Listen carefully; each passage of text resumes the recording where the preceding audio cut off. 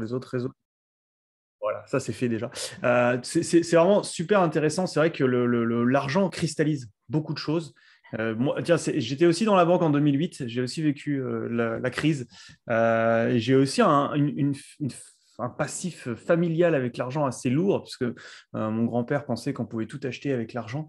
Voilà, on a tous un lien avec ça qui est très, qui est très fort en fait. C'est fou. Moi, et justement, qu'est-ce que tu as découvert, toi, après toutes ces années de recherche et de travail au milieu de ça? Qu'est-ce que tu as découvert et quel est le lien, en fait, avec le manque? Comme tu disais au début, tu as dit le manque, et ça, c'est vraiment quelque chose que moi, tu vois, je suis en train vraiment de shifter là-dessus.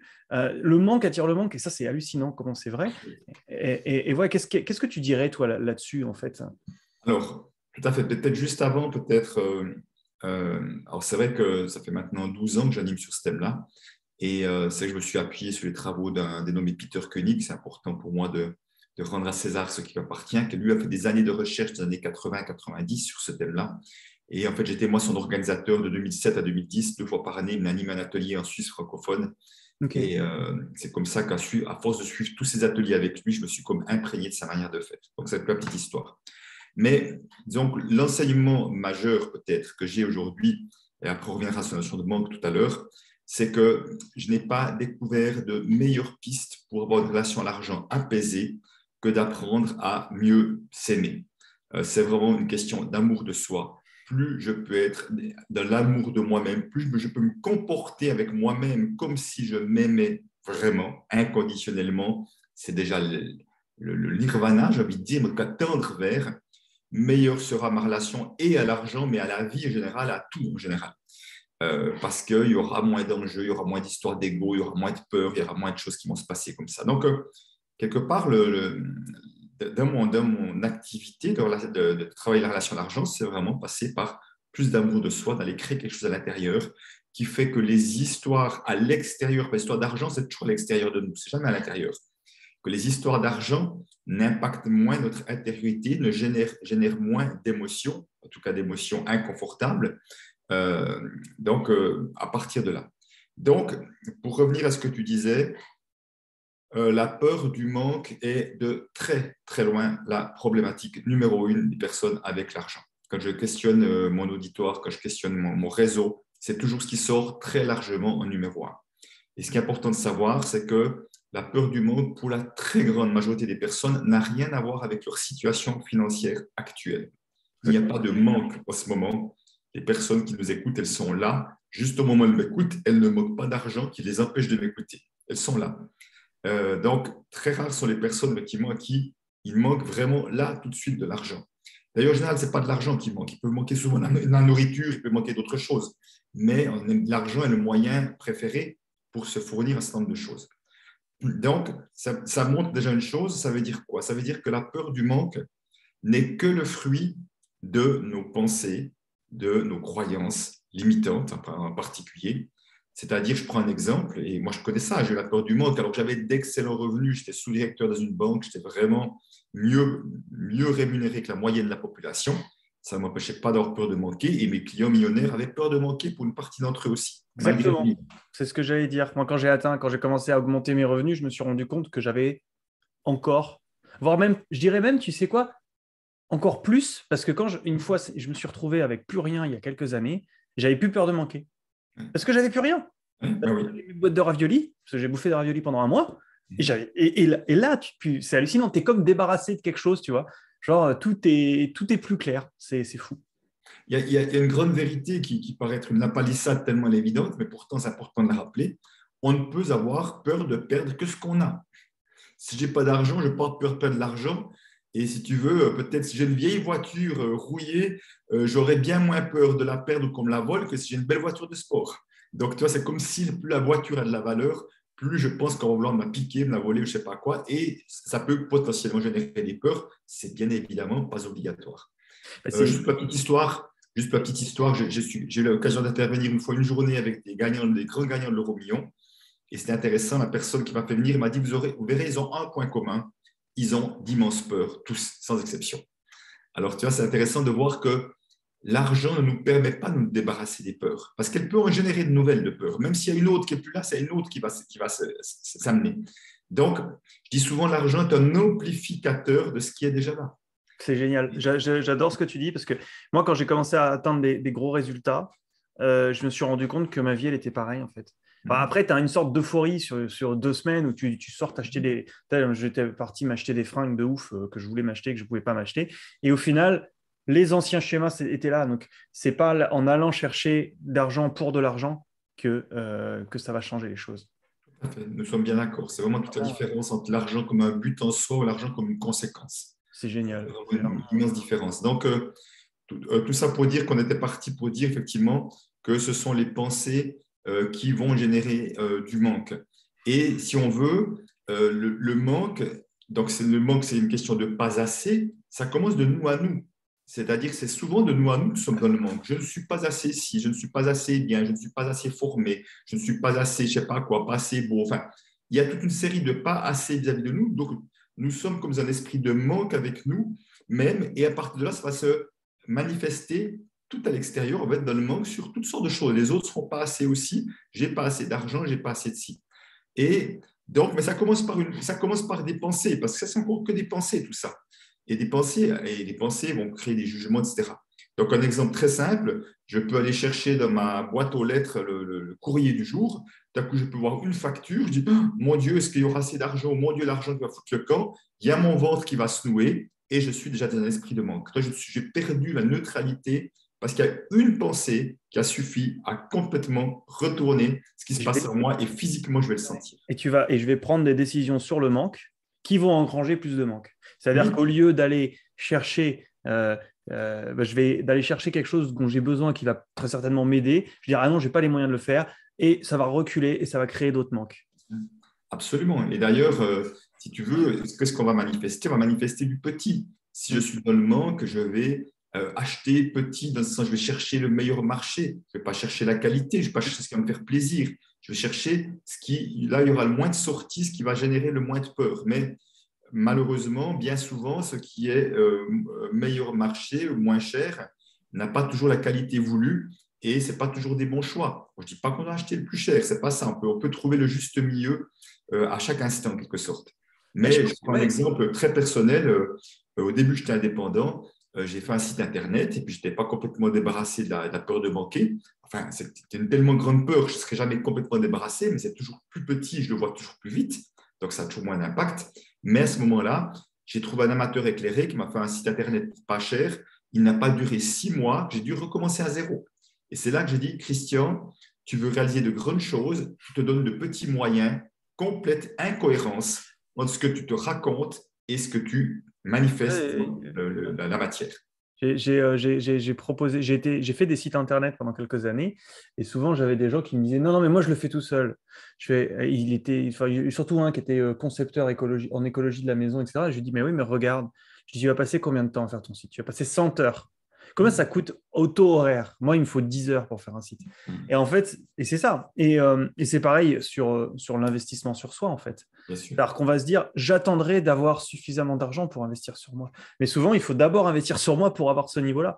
Et moi, avant, il y a quelques années en arrière, quand je mettais 80 € dans une séance de psy parce que c'était un psy ou d'hypno parce que c'était un hypno connu, je me disais, ah, c'est cher. Maintenant, si j'ai un problème et que je tombe sur la bonne personne, l'argent ne va pas avoir d'importance parce que l'argent est une énergie. Donc, si je sens au fond de moi que c'est la bonne personne, j'y vais, je sais. Et même si ça ne donne pas les résultats que je veux que ça donne, je sais que ça fait partie du chemin parce qu'à ce moment-là, j'avais besoin de faire ça. Et là, en fait, le chemin devient l'entrepreneuriat, l'entrepreneur devient le chemin. Et du coup, l'argent, en fait, n'est plus de la survie. On peut vivre. Voilà. C'est mon idée. Donc, par rapport à l'esprit de manque, il y a une magnifique citation de Wayne Dyer, qui est malheureusement décédé il y a 2 ans, je crois, 3 ans. Ah oui, je ne savais pas. Je vais la relire parce que j'aimerais pas le manquer un bout. Dites merci pour tout ce que vous êtes et tout ce que vous avez. C'est la première chose à faire pour se débarrasser d'une mentalité axée sur le manque. Exactement. Au fond, ce merci à tout ce qu'on a et à tout ce que nous sommes, on peut tous le dire sans exception. La Déjà, gratitude. ben, si nous sommes là, déjà, nous avons un ordinateur, nous avons un endroit où on peut s'installer, nous avons eu à manger si nous sommes là, et puis tout ce que nous sommes, nous avons tellement de richesses intérieures, tous sans exception, qui sont juste dingues. Donc là, on cesse d'être dans le pas assez, on est plutôt dans un esprit de gratitude pour tout ce qui est déjà présent. Et la gratitude, l'esprit de gratitude amène encore plus d'abondance à partir pas d'un endroit de manque, à partir d'un endroit de merci, waouh, super, merci. C'est Et génial. vraiment, c'est vraiment important parce que, comme tu disais, l'esprit du manque attire le manque, l'esprit de gratitude d'abondance attire l'abondance. Et quand je dis l'abondance, c'est y compris financier, mais c'est largement au-delà du financier d'ailleurs.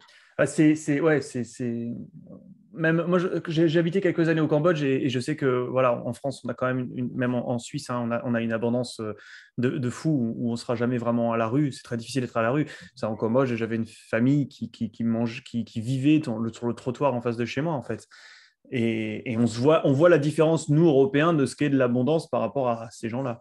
Mais ça, on va passer aux questions parce que le temps avance et on a eu des questions en fait. Alors n'hésitez pas en live si vous avez des commentaires, des questions. Hein, je vous vois un petit peu timide là, mais n'hésitez pas, on est aussi là pour ça.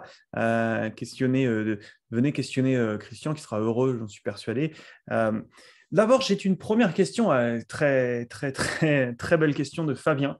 Comment faire pour recevoir plus et surtout avoir confiance en la vie? Alors là, je pense qu'on peut faire 3 jours de live, mais on va essayer de faire assez rapide. Vas-y, Christian. Alors, déjà, d'en recevoir plus, c'est déjà important en lien avec ce qu'on vient de dire tout à l'heure. Est-ce que tu veux recevoir plus, Fabien, à partir d'un endroit de manque? Donc, c'est mal parti. C'est-à-dire que même si tu recevais plus, tu serais encore dans le manque parce que tu aurais peur de perdre ou en comparaison par rapport aux autres. Donc, c'est déjà important que recevoir plus, c'est une chose, mais la question, ce n'est pas recevoir plus. La question, c'est apprécier pleinement ce qu'on reçoit. Parce que des multimillionnaires qui sont encore en train de courir après, qui pensent qu'ils n'en ont jamais assez. Donc, ce qui fait vraiment du bonheur dans la vie, c'est de pouvoir être dans la gratitude, d'apprécier pleinement ce qu'on a chaque jour, à chaque instant au quotidien. Donc, déjà, de quel endroit ça part et à quel endroit, Fabien, tu peux déjà être dans la gratitude validée de la citation que j'ai dit tout à l'heure. Alors après, il y a autre chose, c'est qu'effectivement, nous, êtres humains, avons beaucoup de croyances limitantes. Hein. Nous avons beaucoup de croyances limitantes. Et je dis souvent, en fait, le piège, c'est quoi? C'est que la vie est, pour moi, profondément abondante. La vie est prête à nous amener tout ça, mais nous ouvrons le canal du recevoir plus ou moins petit, plus ou moins grand. Mais nous ne sommes pas, et moi aussi, je l'ouvre toujours plus grand, mais je ne pense pas que je suis à cet endroit-là non plus. C'est-à-dire qu'elle va nous amener tellement de plus, parce que tu dis recevoir plus, je ne sais pas si tu parles d'argent d'une manière générale, mais si tu veux, elle va nous amener les bonnes personnes qui vont nous permettre effectivement peut-être ou de mener une vie heureuse, parce que ça sera un conjoint, mais aussi au niveau professionnel, etc. Comme moi, j'ai la chance de rencontrer Peter Koenig et d'autres de manière tout à fait improbable. Donc, elle va nous amener ces bonnes personnes, ces bonnes rencontres, de l'amour, etc., etc., et de l'argent. Donc, simplement, tant que si j'ouvre comme ça, en fait, c'est comme si j'avais un robinet qui est tourné assez fort, puis mon récipient est petit, pour le moment, ça déverse en dehors du récipient parce que je ne me suis pas autorisé à recevoir plus que ça, mais la vie est prête à m'amener plus de ça. Il y a des gens qui ont peur de recevoir plus. Oui, oui, très clairement. Moi, j'ai Très été clairement. longtemps bloqué à mes 1 500 € quand j'étais freelance. Hein. Ouais. Alors, absolument. Et ça, c'est vraiment, ça, c'est quelque chose de très, très typique. Et dans cet ordre d'idée-là, peut-être, et ça sera peut-être aussi l'idée d'un premier exercice pour vous, il y a ce que j'appelle les plafonds de verre. Les plafonds de verre, je les vois sous 3 angles en termes de revenus, à l'image de ce que tu dis. Je n'arrive pas à gagner plus qu'un certain montant, même que je fais beaucoup d'efforts, ou je suis plus connu, ou j'ai plus de visibilité, je ne sais pas quoi. Et donc, il y a une limitation, un plafond en termes de fortune, d'avoir, en quelque sorte. Je n'arrive pas à avoir plus que tant sur mon compte, par exemple, parce que dès que j'ai un certain montant, soit il m'arrive un coup dur, l'argent fout le camp, ou moi-même j'ai des dépenses compulsives ou je ne sais pas quoi, mais ça stagne à un certain niveau. Et troisième niveau, qui est peut-être le plus intéressant, en termes de réussite, de succès, je mets des guillemets sur le mot réussite et succès parce que vous-même choisirez qu'est-ce que c'est pour vous la réussite et le succès, mais j'associe visibilité. Parce que je vois tellement de personnes qui ne s'autorisent pas à être visibles. Tu parlais de site internet, c'est un bel exemple de visibilité d'ailleurs. Hein. Pour beaucoup, c'est compliqué de créer un site à l'idée d'être visible potentiellement par tout le monde. Et si on veut, là aussi, c'est comme j'arrive à avoir un peu de réussite, un peu de succès, mais ça stagne, je n'arrive pas à faire plus alors que j'ai tout pour bien faire. Mon métier, Donc, c'est ça. Hein. Mon métier, moi, c'est d'amener les gens, en fait, au final, et je m'en rends compte de plus en plus, d'amener montrer leur lumière. Et une fois qu'on arrive à montrer leur lumière, d'ailleurs, je vais changer le nom parce qu'on a trouvé, j'ai trouvé ça en session de brainstorming et j'ai enfin trouvé le truc, mais dès qu'on arrive à amener la lumière, on voit que ça switch complètement, une fois qu'ils sont dans ce qu'ils veulent incarner. J'ai une cliente, on a passé 3 mois à tourner en rond, elle savait ce qu'elle voulait, mais ça ne marchait pas, on ne comprenait pas. Et un jour, elle dit, mais en fait, j'ai peur d'un truc. J'ai pas envie d'attirer les gens qui n'ont pas encore commencé du travail sur eux. Mais je fais, mais pourquoi tu ne le dis pas, ça? Que tu veux juste des gens qui ont déjà amorcé un chemin d'évolution. Elle m'a dit, ben, je n'ai pas envie d'avoir personne. Mais je fais, ben, justement, ça, c'est l'inverse qui se produit. Tu n'as pas envie d'avoir personne, donc tu as tout le monde, mais donc tu n'as personne parce que tu as tout le monde. Et elle a fait ce switch et c'est parti comme une fusée. Et je suis vraiment raccord avec ce que tu dis, Christian. Voilà. Et si on veut, justement, quand on a. Alors, pour moi, pratiquement tout le monde a au moins un de ces 3 plafonds de verre. Mais attention, hein, on peut avoir un plafond de verre à 10 millions, hein, c'est possible aussi. Hein. Donc, c'est pas forcément, ça peut être à toutes sortes de niveaux. Et donc, dès le moment où vous voyez que vous êtes pris, donc c'est vraiment d'aller observer votre situation hein, pour le voir. Et dès le moment où vous sentez qu'il y a un plafond à un ou l'autre de ces niveaux, et là, vraiment, ça sera ces 2 questions, je vous invite à prendre le temps d'y répondre. La première question, c'est quel est le bénéfice caché de rester dans cette situation-là? Je le note en même temps. Quel est le bénéfice caché de rester dans cette situation, de ne pas gagner plus, de ne pas avoir plus de fortune ou de ne pas avoir plus de succès ou de visibilité? Donc, il y en a un, je peux vous garantir. Et puis, la deuxième question, elle peut être en lien avec la première, réponse peut être en lien avec la première ou pas. Quel est le pire ou le plus grand danger si vous pétiez ce plafond de verre? Autrement dit, quel serait le pire qui puisse vous arriver si vous gagnez beaucoup plus d'argent, si vous avez beaucoup plus de fortune, voire si vous avez beaucoup plus de succès, de réussite et de visibilité? Quel est le pire qui puisse vous arriver? Et à partir de là, vous verrez qu'à travers ces réponses-là, ça donnera des premières indications. Parce que tant qu'il y a un bénéfice caché, eh ben, il y a toutes les raisons pour se limiter. Ce bénéfice-là sera suffisamment important pour rester à cet endroit-là. Je vous donnerai quelques exemples tout à l'heure. Et puis, tant que je vois un grand danger, avoir beaucoup de réussite, avoir beaucoup d'argent, eh ben, j'ai une bonne raison de me limiter inconsciemment, de saboter peut-être de bonnes affaires.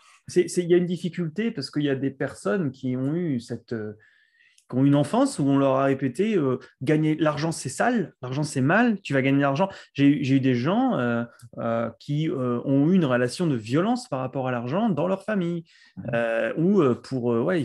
voilà. Et quand on a une association argent égale violence, sortir de ça, c'est quand même très complexe parce que si on gagne de l'argent, on a on a cette association de violence, donc c'est-à-dire on a intégrité physique. Donc le cerveau reptilien, lui, il verrouille tout en fait.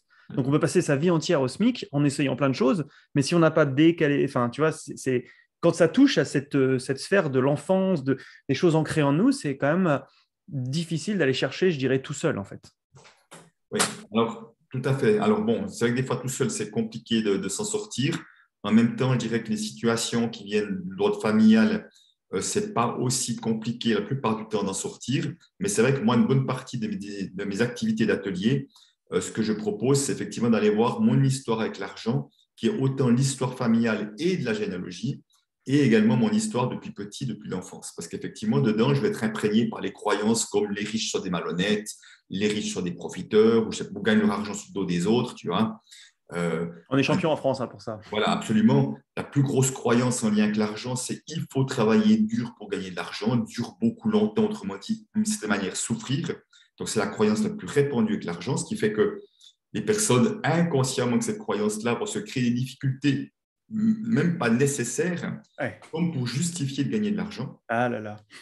Donc, très moi, souvent, je suis fatigué hein, des potes qui se disent, enfin des amis autour de moi, hein, qui vont avoir ce besoin de travailler 90 heures semaine pour se justifier des jolis salaires. Quoi. Mais bien sûr. Et moi, je suis là, quand ils me voient des fois, ah, il est jeudi, tu as fini de bosser à 15 heures. Je dis, bah ouais, ma journée, elle est finie, mon mois, il est fait. Je pourrais, si je veux, oui, alors qu'est-ce que ça sert de gagner 4 heures de plus pour regagner plus si j'ai envie de m'arrêter? Enfin, ouais, ça, c'est fou. Hein. Et si tu veux, par rapport à ces histoires familiales, donc, dans l'histoire familiale, il y a des choses qui sont porteuses, il peut y avoir des valeurs, un esprit qui peut être porteur, et il y a des choses qui sont limitantes.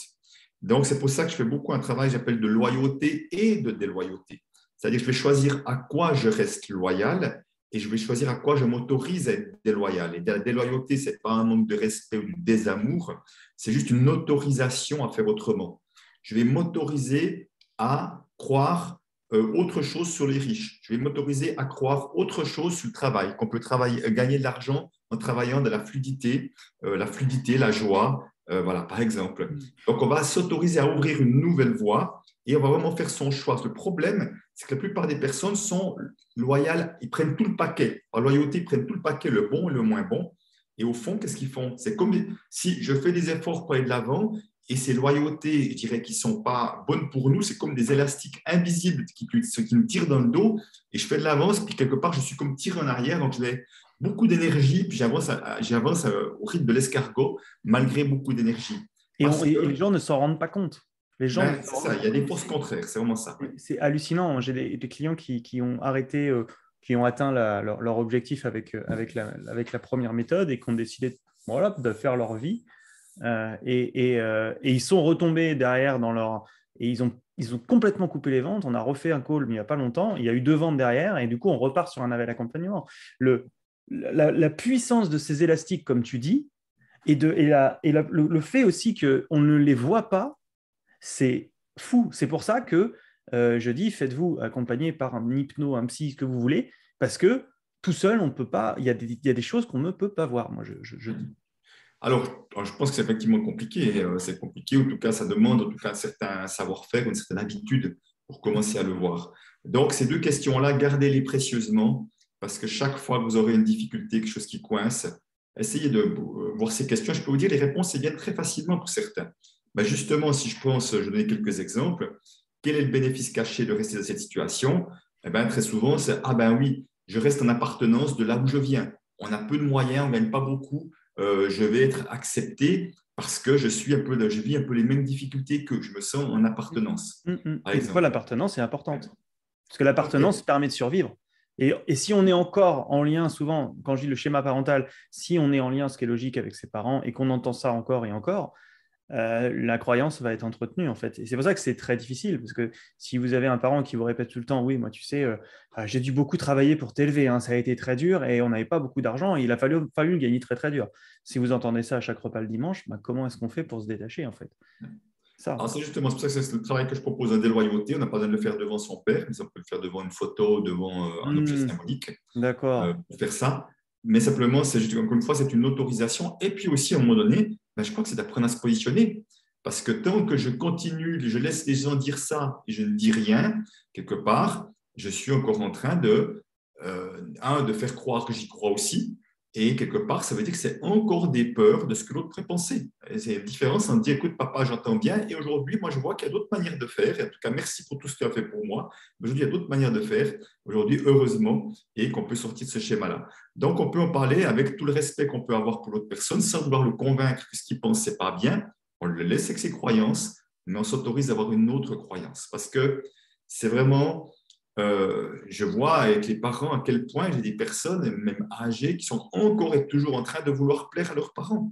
C'est une prison. Et à un moment donné, nous ne sommes pas là pour vivre la vie de nos parents. Nous sommes là pour vivre notre vie, que ça leur convienne ou pas, que ça leur plaise ou pas, qu'ils aiment ou pas nos choix. Ce n'est pas important. C'est notre vie, ce n'est pas la leur. Je dirais même, réfléchissez à qui vous avez envie de plaire en fait en faisant ça finalement. À quelle image vous voulez conformer?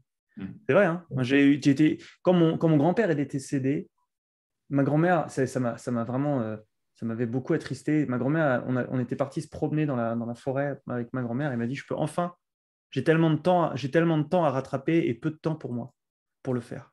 Parce qu'elle avait sacrifié sa vie pour cet homme et elle se rendait compte que maintenant qu'il n'était plus là, elle pouvait commencer à vivre.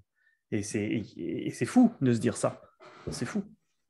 C'est vrai que c'est bien dommage. C'est bien dommage, ce sont des choix, mais des choix qui sont quand même douloureux, qui amènent beaucoup de conséquences. Exactement. Donc, voilà, donc gardez ces deux. Et puis, également, quel est le plus grand risque que je peux avoir si j'ai beaucoup de succès? Moi, j'entends souvent des personnes qui vont me dire, oh là là, si j'ai trop de succès, je vais faire un burn-out, parce qu'ils ont déjà fait un souvent, et ils ont peur de retomber dedans. Alors, je leur dis, mais à la première, vous n'êtes plus les mêmes, vous avez déjà fait un, vous connaissez quelques signaux, vous avez des points de vigilance. Je n'aurai plus de temps pour ma famille, je n'aurai plus de temps pour mes amis et autres. Je dis, OK, mais il y a comme un raccourci que les gens croient que forcément plus de succès, c'est travailler plus, ce qui n'est pas la réalité, parce qu'on peut aussi engager du monde qui vont faire des choses. On peut vraiment, c'est important que ça peut être autrement que ça. Ou alors, j'ai peur d'être jalousé, donc d'aller voir quels sont les jugements qu'on n'a pas envie d'entendre. Si j'ai plus d'argent, j'ai peur de passer pour riche, donc pour malhonnête ou profiteur, Ou de etc. changer. Voilà. Ou de Oui, changer. effectivement, oui, des Très gens qui disent, ah important. oui, j'ai changé. Je dis, ah bon, pourquoi tu changes? Mm. Moi, je gagne sensiblement plus qu'il y a 3 ans, 5 ans ou 7 ans en arrière, mais j'aime toujours autant la nature, j'aime toujours autant mes amis, j'aime toujours autant les choses simples, et voilà, etc.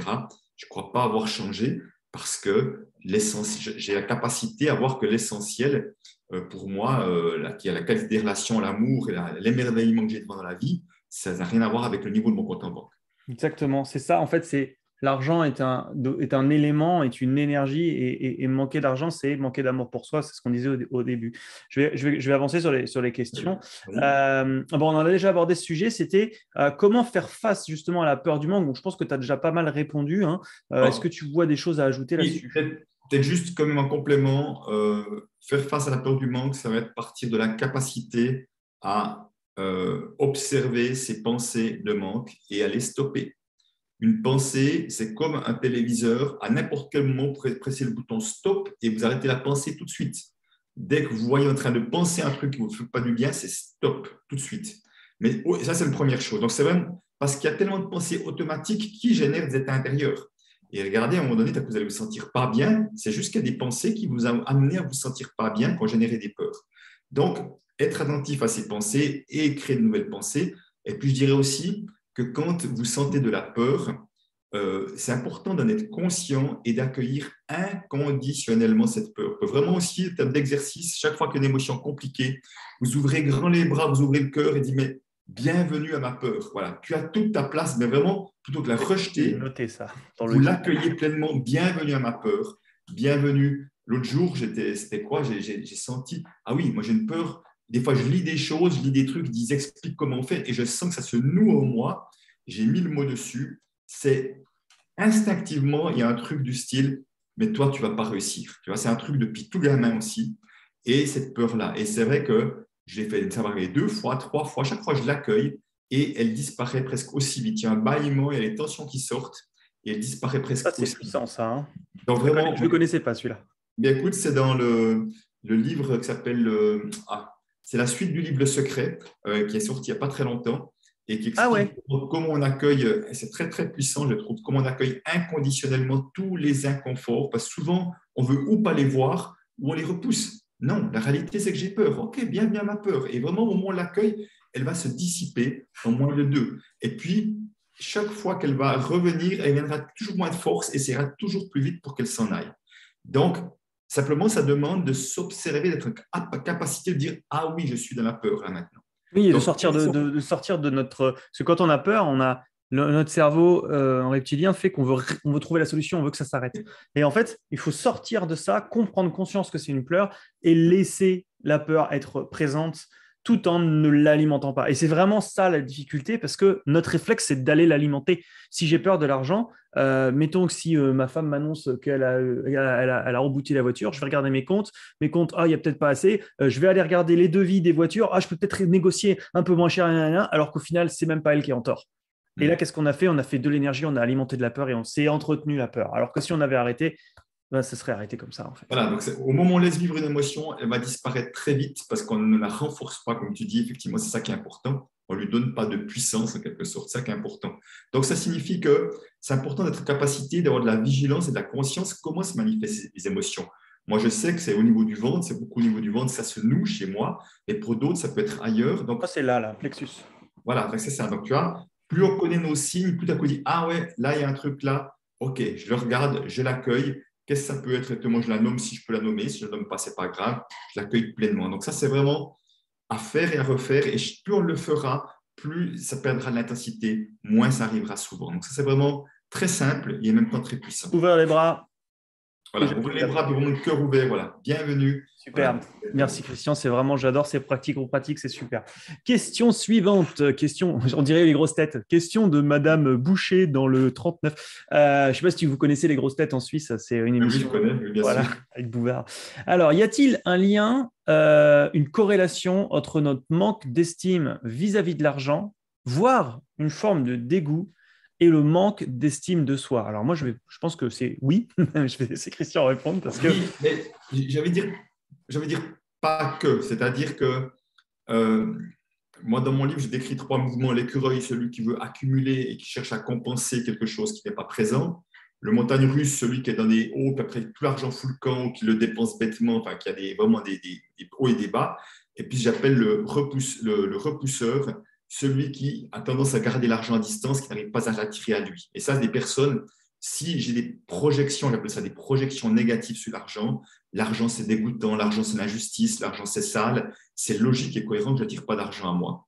Mais simplement, ce que j'aimerais dire, c'est que moi-même, j'étais écureuil, j'essayais d'accumuler de l'argent à partir de ma peur de manquer et j'avais une estime de moi qui était absolument médiocre. Donc, en fait, mon estime de moi faisait que ce n'est pas que je n'attirais pas d'argent, c'est que plutôt que de m'occuper à me donner de la valeur, j'allais chercher à me réconforter, j'allais chercher de la sécurité à l'extérieur parce qu'elle n'était pas présente en moi. Mon manque d'estime de moi faisait que j'étais dans la peur.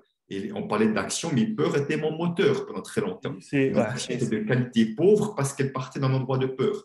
Donc, ce que je veux dire par là, c'est que l'estime de soi, dans n'importe quel comportement de l'argent, moi j'ai vu des gens qui ont accumulé beaucoup d'argent et pourtant qui ont un peu d'estime d'eux-mêmes parce qu'ils cherchent à se valoriser à travers l'extérieur. Tu vois, ma réussite, ma belle voiture, ma grande maison, c'est là que je vais montrer que j'ai de la valeur parce que je n'arrive pas à croire de moi à moi que j'ai de la valeur. Donc, à un moment donné, c'est toi, je parlais d'amour de soi. L'amour de soi, on n'est pas dans un manque d'estime de soi, on est dans l'amour de soi. On aime l'être que nous sommes, en sachant que l'être que je suis a des ombres, a des lumières, a des qualités, a des défauts, et c'est pas plus grave que ça. C'est juste qui je suis aujourd'hui, un être en chemin qui fait le mieux possible, et j'aime cet être en chemin. Je ne suis pas en train de me dire, je suis assez bien. Ça, c'est pas une question. Elle n'a aucun intérêt, cette question-là.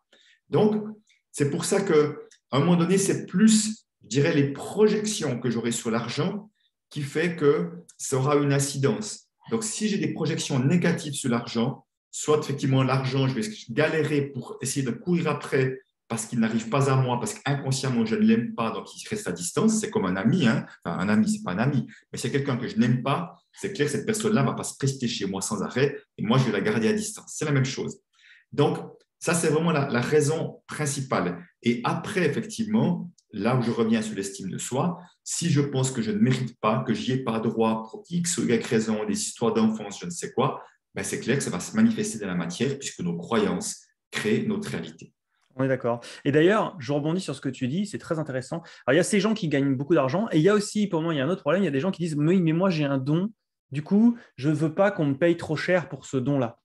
Et ça, c'est quelque chose que j'entends. Et bon, moi, j'ai une idée là-dessus. J'aimerais avoir un petit peu. Ou alors voilà, je veux pas qu'on me paye trop parce que je veux que ce soit accessible à tout le monde, etc. Et là, ça entretient un espèce de truc, mais un peu vicieux parce que, voilà, je vais tester rebondir là-dessus parce que j'entends Oui, beaucoup. c'est un grand classique. C'est un grand classique. Et souvent, effectivement, dans le monde dit spirituel, je mets des guillemets là-dessus parce que chacun aime ce qu'il veut, évidemment. Mais c'est vrai qu'il y a ce truc-là, j'ai reçu un don, j'ai un don, voire même beaucoup, s'ils vont même le faire gratuit ou pratiquement pour 3 fois rien. Et je m'amuse souvent en disant, mais tu sais, moi je connais des gens qui ont des dons pour les langues, il y a des menuisiers, des artisans qui sont hyper doués et qui ont des dons que moi je n'ai pas. Est-ce qu'ils viennent à l'idée qu'eux ne vont pas se faire rémunérer quand ils créent un meuble, quand ils fabriquent un meuble, et pourquoi toi, tu ne devrais pas te faire rémunérer parce que tu as juste un don qui se manifeste à un autre endroit, c'est tout. Donc, le piège, effectivement, mais c'est encore une fois, pas je ne veux pas être injuste, je veux être accessible à tout le monde, donc je vais mettre des prix bas. Je dis, OK, tu ne veux pas être injuste, mais tu l'es déjà. Tu es prêt à être injuste vis-à-vis de toi-même pour ne pas passer pour injuste aux yeux des autres. Donc, je ne veux pas être passé pour un voleur, je mets des prix bas. OK, tu es prêt à te voler toi-même pour ne pas voler les autres. Pour pas, attendons-nous, on ne vole jamais les autres, hein, mais c'est la peur de passer pour voleur, en l'occurrence, qui est là. Et on attire les gens justes et on attire les gens qu'on ne veut pas attirer. Voilà. Mon premier contrat de freelance, j'avais mis, je crois que c'était ridicule, 150 € et je bossais 3 ou 4 après-midi. Bah, on a eu en plus, on a eu des super résultats. La personne m'a complètement escroqué à la fin, m'a dit, ouais, on n'a jamais bossé ensemble comme ça. Hein. Alors j'étais là, je dis, ouais, mais tu n'as rien payé, tu as vu le résultat que tu as. Et on attire justement avec l'énergie qu'on va envoyer. Si vous vous dites, ah non, mais moi, j'ose pas, j'ai un don, etc. Je veux que tout le monde en profite, bah, vous allez avoir tout le monde et vous allez avoir des gens aussi qui vont vous amener des emmerdes. Souvent, hein, moi, c'est ce que je vois. Hein. Après, oui, dans mon deuxième livre, qui s'appelle Enfin libre d'être soi-même, on parle beaucoup des effets miroirs. Effectivement, ce que j'attire, ce sont des parties de moi que j'allais voir. À un moment donné, pour te donner cet exemple-là, je vais attirer des abuseurs, abuseur parce que moi-même, je suis un abuseur. Je suis même prêt à abuser de moi et me laisser abuser par les autres aussi. Exactement, l'abuseur n'est pas l'autre. Voilà, ça c'est beau ça. C'est-à-dire que Mhm. si vous mettez ça, il faut être. Si vous pensez vraiment que vous avez un don, c'est normal que l'argent est là pour faire en sorte. Après, vous pouvez tout à fait monter une association à côté. Voilà. Et c'est ce que je disais avec un client au téléphone qui était dans les îles et il disait, ouais, mais regarde, dans les îles, c'est la misère. Je dis, oui, mais la misère, tu veux la vivre ou tu veux la soigner? Parce que si tu veux la vivre, va la vivre avec eux, il n'y a pas de problème. Mais si tu veux la soigner, commence par te soigner toi-même, gagne de l'argent et après, tu iras soigner la misère, en fait. Et alors, si tu veux, absolument, je te rejoins. Et après, si tu veux, pour terminer avec ce truc-là, moi, je leur dis, mais mettez le prix qui vous semble un prix juste qui honore ce que vous faites. Et vous pouvez toujours être prêt à discuter avec l'une ou l'autre personne qui a moins de moyens financiers. Moi, les personnes qui ont moins de moyens financiers, je dis, OK, ben, venez vers moi, faites-moi une proposition, on verra si on peut trouver un arrangement. Mais je ne veux pas mettre des prix bas parce qu'il y a plein de gens qui sont OK de mettre ce prix-là. Et tu sais ce qui est intéressant? Quand je demande aux personnes, je dis, OK, ben, faites-moi une proposition. La plupart du temps, les personnes me proposent de payer le même prix, mais de payer en 3 fois, par Ouais, exemple. ouais, ouais, mais c'est Parce ce que je qu'ils pense. reconnaissent la valeur. Ils ne sont pas en train de vouloir diminuer la valeur de ce qui est là. Ils reconnaissent la valeur, ils disent simplement, ça serait possible pour moi en 3 fois, en 5 fois. Je dis, OK, parfait, allons-y. Ouais.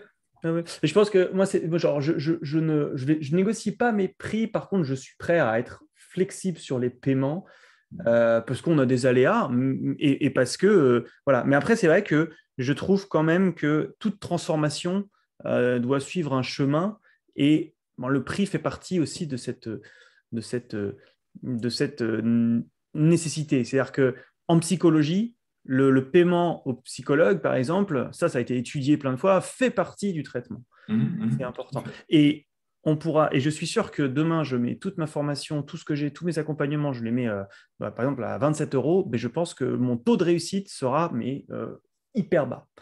Voilà. Et gratuit, ça sera encore pire. Oui, c'est Euh, ça. et- C'est ça. voilà. Alors, question suivante. Euh, alors, si mon rapport à l'argent génère chez moi de la honte, est-ce en lien avec le ressentiment ou le dégoût que j'ai de moi-même? Y a-t-il un lien avec la croyance que l'argent est sale? Alors, oui, enfin, je ne sais pas si c'est ce rapport à l'argent qui génère du dégoût, c'est-à-dire, ou si c'est le fait d'avoir de l'argent. C'est qu'il y a des personnes qui sont extrêmement mal à l'aise d'avoir de l'argent parce qu'elles se disent, oh là là, il y en a tellement qu'on n'en pas, pourquoi moi, qui suis-je, pourquoi je mériterais ça? Ouais, on se raconte des histoires. Donc ça, c'est une première chose. Alors, je ne sais pas, ça demande un petit peu de précision sur c'est quoi ce rapport à l'argent, mais si effectivement, je pense que l'argent, c'est sale, encore une fois, c'est normal que je ne sois pas à l'aise avec le fait d'avoir de l'argent parce que s'il y a quelque chose que je considère, excuse-moi du terme, de la merde, et que j'ai ça dans les mains, ça va faire que j'ai envie de me débarrasser, quoi, hein. Vous allez me laver les mains, voilà, d'éliminer ça. Donc, ça va être la même chose avec l'argent, quelque part, qui va être vu parfois comme un mal nécessaire, mais ça ne court pas un accueil. C'est encore pas un accueil, je vais dire, quelque part, de ce qui est là. Donc, comment je peux honorer l'argent dans le sens, ma formation sur Internet s'appelle Ami avec l'argent. Comment puis-je avoir une bonne relation à l'argent si je ne suis pas ami avec lui? Si je n'apprends pas à l'apprécier pour ce qu'il permet. Il permet tellement de choses extraordinaires, l'argent. Il est même un facilitateur de tellement de choses également. Il permet de contribuer à tellement de projets formidables, soit les miens ou ceux des autres également, qu'à un moment donné, j'ai envie de faire ami avec lui Et- parce que j'ai oui, envie de pouvoir l'utiliser d'une manière qui a du c'est sens. ça. Et, et je pense que dès qu'on lui donne aussi une importance, c'est là que il y a, tu vois, il y a, il y a une relation qui peut se créer, qui peut être un petit peu dangereuse, c'est-à-dire lui donner du pouvoir. Voilà, lui donner du Ça, pouvoir, c'est autre chose, oui. c'est lui donner la possibilité de contrôler sa vie. Et je vais rebondir sur la question, parce que moi, justement, j'ai souvent, hein, de ce que je vois, quand on a un dégoût de soi-même, quand on a une image assez basse de soi-même, c'est intéressant d'aller faire un travail dans l'enfance, parce que c'est souvent là qu'on va avoir, pas tout le temps, hein, mais très très souvent, 99% du temps, c'est vraiment là qu'on a, on a des choses qui sont ancrées. Donc c'est intéressant d'aller voir des personnes qui sont spécialisées dans les déblocages émotionnels. Moi, je travaille avec quelqu'un, justement, où quand je détecte ça en appel de vente, en fait, ou dans mes relations professionnelles, je n'hésite pas à recommander cette personne. Voilà. Donc, si vous sentez que vous avez cette estime basse de vous, un truc ou un cycle, quelque chose, je travaille avec un psychologue qui est hypno, et voilà. Donc ça, n'hésitez pas, parce que pour moi, c'est Je l'ai fait aussi, hein. Je l'ai été le chercher, mes trucs, voilà, et ça marche très, très bien. Question suivante.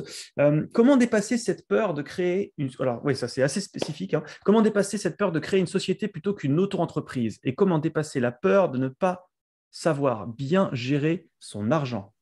Oui, alors derrière ça, effectivement, c'est intéressant parce que le fonctionnement de l'auto-entreprise, l'auto-entrepreneur en France, hein, ça n'existe pas en Suisse, mais en France, fait que ça génère extrêmement, ça génère de la facilité au niveau administratif, hein, c'est très léger et tout. Donc, à un moment donné, ça peut être un superbe raison d'avoir un plafond de verre sur les revenus. Rappelle-toi, j'ai un plafond de verre à un certain niveau de revenus parce que oui, parce que si je gagnais plus, je devrais créer une entreprise, donc avoir une comptabilité à fournir, donc si, donc ça. Donc, j'ai peur d'être envahi par les histoires administratives que je ne vais pas maîtriser, que je ne gère pas, que je ne sais pas comment faire, et inconsciemment, je vais me limiter. Donc, c'est déjà de voir déjà qu'il y a certainement une peur à cet endroit-là. Et à un moment donné, c'est important aussi de savoir que dès le moment où on gagne plus d'argent, on aura d'autant plus de facilité à engager du monde qui va nous soulager sur des aspects administratifs, des choses qui savent faire ça très bien, qui adorent faire ça. Ça ne veut pas dire qu'on doit porter connaissance, c'est important d'avoir une vue d'ensemble et de connaître les grandes lignes de comment fonctionne mon business et quels sont un petit peu les chiffres importants pour que je puisse piloter mon entreprise. Mais à un moment donné, moi, il y a plein d'activités que je ne fais absolument pas. J'ai délégué ça à gauche, à droite, et je me concentre sur des moments comme celui-ci et d'autres, ce que j'aime faire, et je délègue le reste. C'est Donc, ça. c'est important de pouvoir déjà anticiper, effectivement, quels seront peut-être les soutiens et aides que je peux trouver, à quelles personnes je pourrais demander comment ils se débrouillent, parce qu'il y a plein de personnes qui sont dans cette situation-là, qui pourront vous expliquer plein de solutions que vous n'avez pas imaginées. Ne restez jamais seul avec votre problème. Et c'est ce qu'on appelle, tu sais, quand tu parlais de dire je délègue à des gens, c'est ce qu'on appelle la zone de génie, en fait. Mhm. Moi, tu me mets devant une feuille d'impôt, je suis pas bien. C'est pas et voilà, il y a des gens, c'est ce qu'ils font, c'est ce qu'ils ont et c'est ce qu'ils aiment et tant mieux, heureusement. Et c'est ça qui permet d'être en fait comme dans l'entrepreneuriat. C'est vrai qu'au début, comme tu disais très bien, il faut mettre les mains dans le cambouis, hein, si vous en êtes au début, c'est obligatoire parce qu'il faut maîtriser ces process. Parce que si là par exemple demain vous prenez quelqu'un qui va vendre pour vous, ok, génial, il vend, il sait vendre, c'est très bien. Demain le mec est malade, votre business il est terminé. Donc ça, c'est hyper important à maîtriser. Et pour l'auto-entreprise, bah, je dirais, c'est pas, pour commencer, c'est pas non plus, c'est pas un gros mot, l'auto-entreprise. Mais c'est vrai que, bah, de toute façon, il y a un moment où ça va être en France, c'est obligé. Tu vois. Enfin, c'est 76 000 euros pour les professions libérales. Voilà. S'il n'y a pas beaucoup de frais, ça reste quand même intéressant, je veux dire, l'auto-entreprise. C'est pas grave si vous y êtes, c'est pas sale. Voilà. Question suivante. Quand on est le numéro 2 de 3 enfants, est-ce que là, cela peut être... Alors, j'espère, je ne sais pas si elle est là, elle va se reconnaître, parce que je pense qu'il va y avoir besoin d'un peu plus de précision. Quand on est le numéro 2 de 3 enfants, est-ce que cela peut être un blocage pour démarrer son entreprise? Alors, moi, je ne vois pas trop, mais c'est ce que je Non, écoute, comprends. bon, déjà, moi, je suis le deuxième de 3 enfants, je suis seul entrepreneur. Ah, ben voilà. Donc, voilà.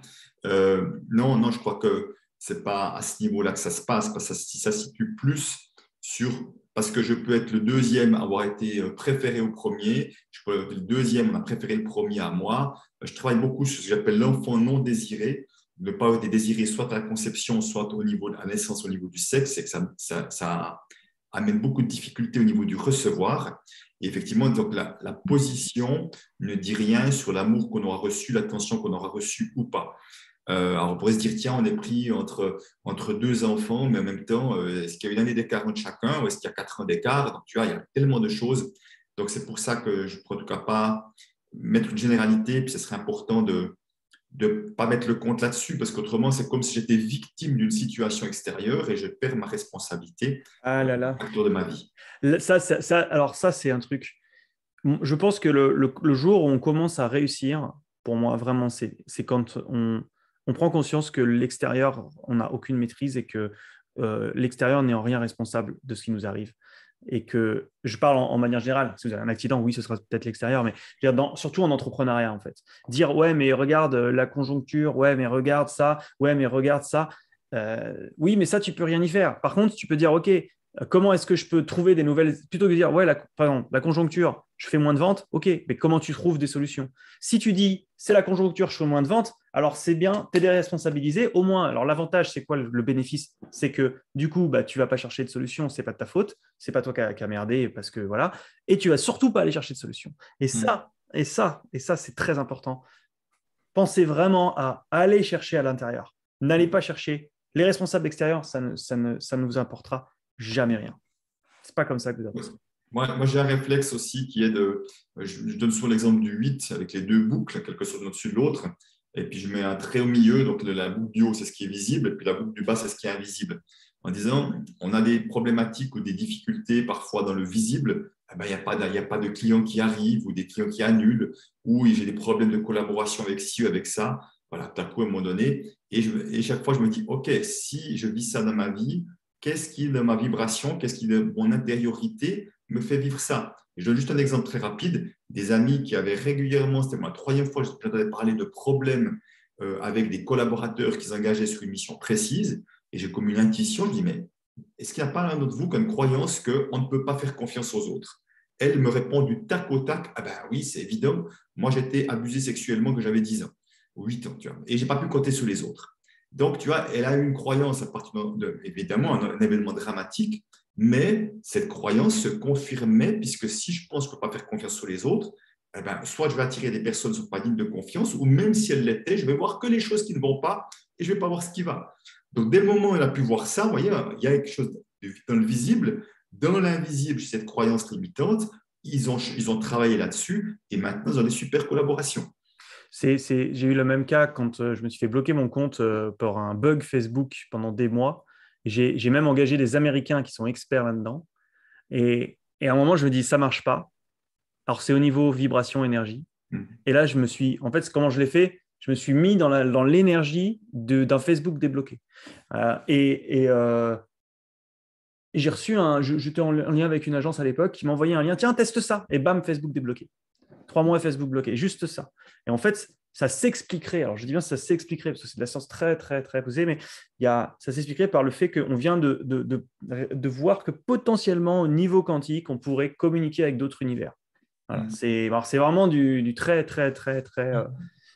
Mais moi, je pense qu'il y a des choses quand on voit, en fait, plus on avance avec le télescope Webb, en fait, plus on avance dans la science et plus on se rend compte que dans les années 80, en fait, on a été au début, on pensait avoir tout compris, ah, c'est comme ça et tout. Et plus on avance et plus on se rend compte que finalement, il y a des trucs qui sont complètement ahurissants.